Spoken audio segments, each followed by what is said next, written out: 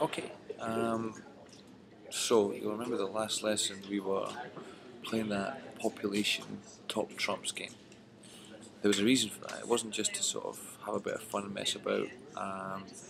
What we were really thinking about was how populations could be measured and analysed and who uses the information. So what you were looking at really was characteristics, measurable characteristics of populations. On each of your population top trump cards you had categories such as total population. We can measure populations in that way. We had infant mortality rate, that's the number of people who die in the first year. We had crude birth rate, that's the number of babies born per thousand of the population per year, and various other categories of measurable characteristics. When you are playing the game, you should have been aware of all these different categories of information, not just how to win, but which category you were using to win and how you were using it to win. You should have been aware of quite stark differences which we were observing between different countries and even different continents to some extent in each of these categories. And I really would like you need to know about and need to think about the reasons for these differences.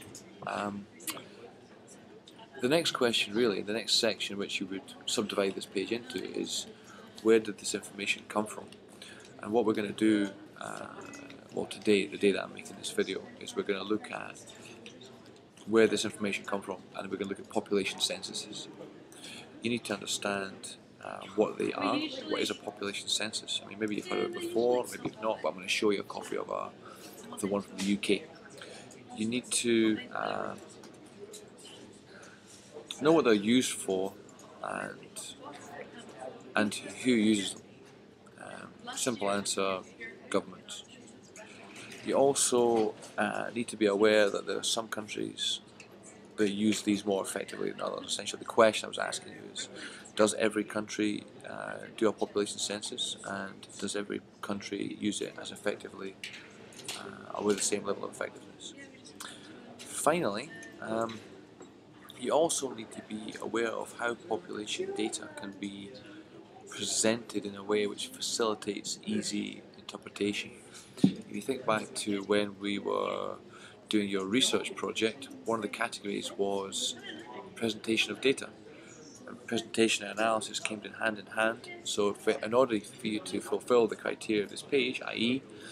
look at how populations are measured and analysed, to be able to analyse a population you have to be able to present that data well to allow interpretation and analysis. So you're going to learn about the demographic transition model. Now, this is a model based on the experience of population change with development. It's often linked to development in Western Europe, Northwest Europe. That experience of population change in Northwest Europe, as countries have developed, has been turned into a model which is applied to the rest of the world, and you're going to look at that. You also need to be able to interpret population pyramids. Population pyramids show the structure of a population. Really, simplistically speaking, we're talking about structure, we mean the balance between old and young people. This is really important for reasons which we'll discuss. You also need to be aware of something called a population projection, which is a way of looking to the future. It's looking to see, based on current birth rates, death rates, what will the population be in the future. You're given a range of scenarios and asked, if you put in that information into the calculation, what will be the future population? And this is important, obviously, for planning long term.